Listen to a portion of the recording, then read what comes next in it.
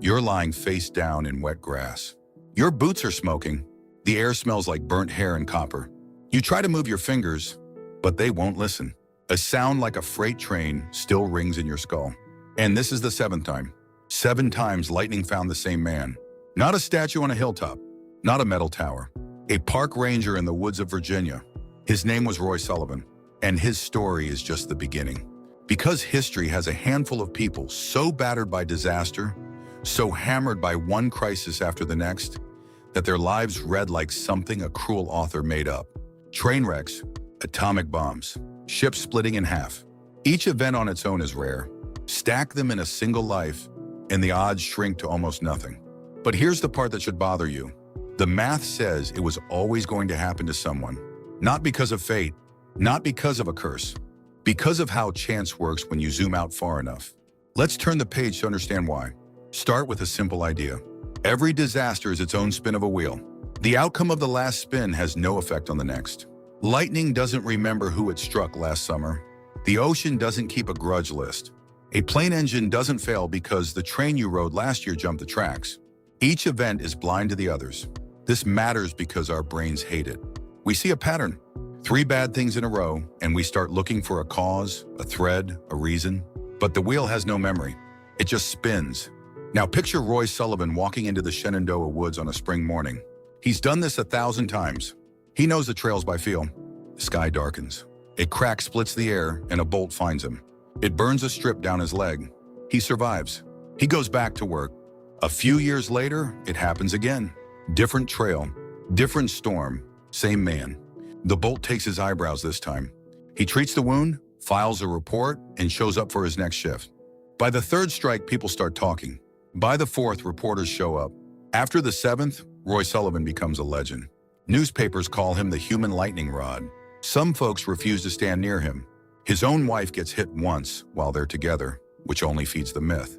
But what the myth misses is exposure. Sullivan spent more time under open sky than almost anyone in his county, roughly 4 decades of daily patrols through mountain storms. The odds of any one ranger getting struck in a given year are small. Spread that across a whole career of constant exposure, and the number creeps up. Not to a sure thing, but far above what most people face sitting in an office. Still, 7 times pushes belief to its edge.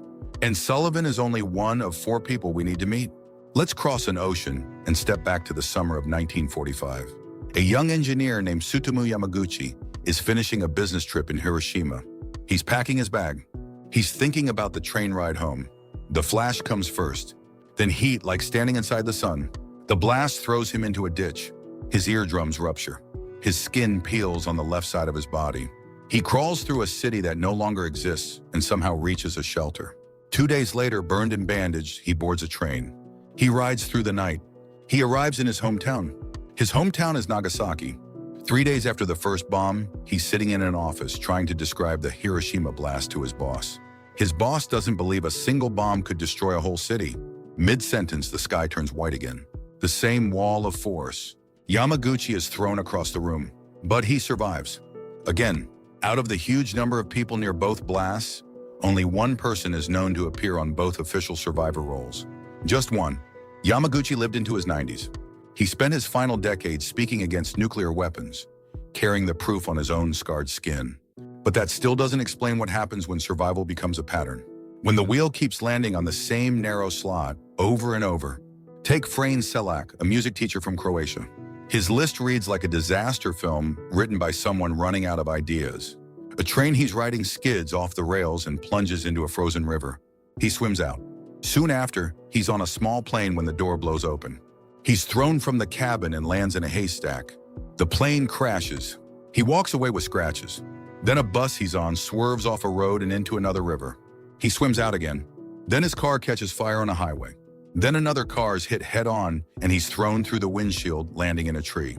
Each time bruised, bleeding, confused, but alive. Now, some of Selak's later stories sit on shaky ground. Local records confirm 4 of the events clearly.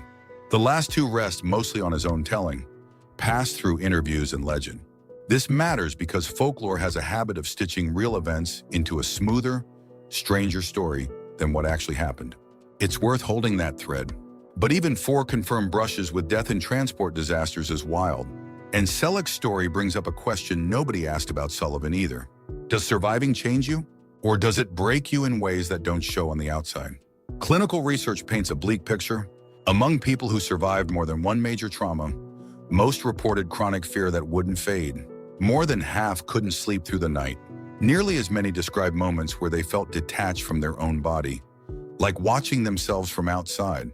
Sullivan himself showed signs of deep distress. He became more withdrawn in his later years. He told reporters he believed a higher power was hunting him. He carried a can of water in his truck, not because he expected fire, but because he expected lightning. That's not calm. That's not strength. That's a man living inside a threat that never switches off. So when newspapers frame these survivors as lucky or blessed, they're selling half the story. The body survives. The mind pays the bill. Let's turn the page one more time, because the fourth figure in this gallery might be the most troubling of all. Arthur John Priest was a stoker on British ocean liners in the early 1900s.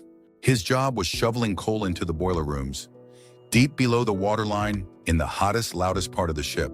You can't see the horizon down there. You can't even feel the waves until the floor tilts wrong. His first ship, the Olympic, collided with a warship. The hull cracked. Priest survived.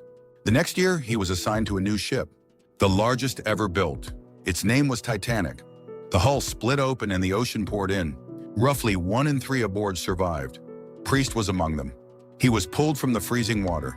A few years later, now serving on a hospital ship called the Britannic, the vessel struck a mine and sank.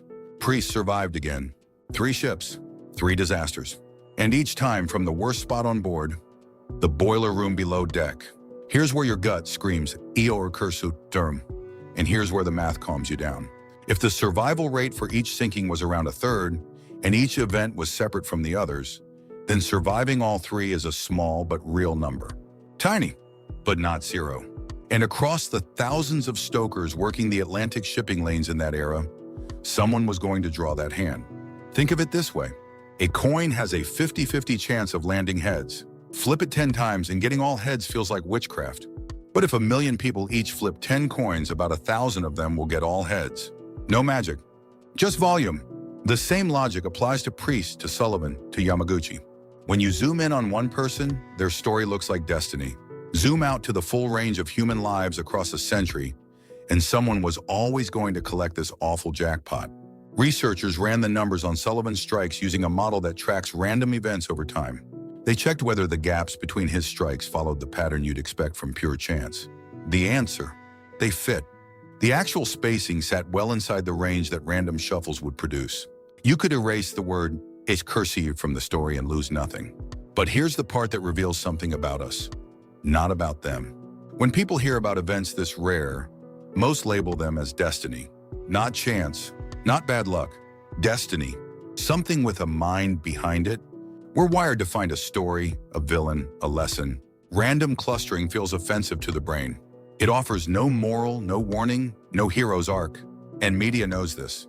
Most articles about repeat disasters lean on words like "Aryan curses to us" or "Narn fated." Not because writers believe in curses, but because those words keep you reading. They satisfy the part of your brain that demands a plot. But what if there is no plot? What if the most honest reading of these lives is also the most unsettling? That the universe has no opinion about Roy Sullivan or Tsutomu Yamaguchi. That the wheel spins and it doesn't care where the ball lands. There's one place, though, where the man-chance explains everything in story wobbles. Some argue that behavior matters. That Priest's decades of boiler room experience gave him escape instincts no rookie would have. That Yamaguchi's choice to duck behind a concrete wall wasn't random. That Sullivan's quick reflexes in storms bought him fractions of a second that slower people wouldn't get. And that's a fair pushback. Skill can shave the odds. But when you line up dozens of boiler stokers from that era, none of the others survived 3 sinkings.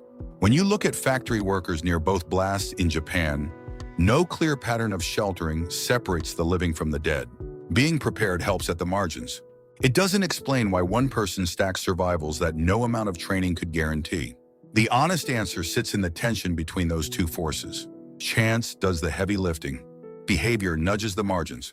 And we tell ourselves stories to cope with the gap. If these stories gripped you, you'll want to hear what happened when an entire city vanished overnight. Not by war, but by the ground beneath it. That one's waiting for you right now.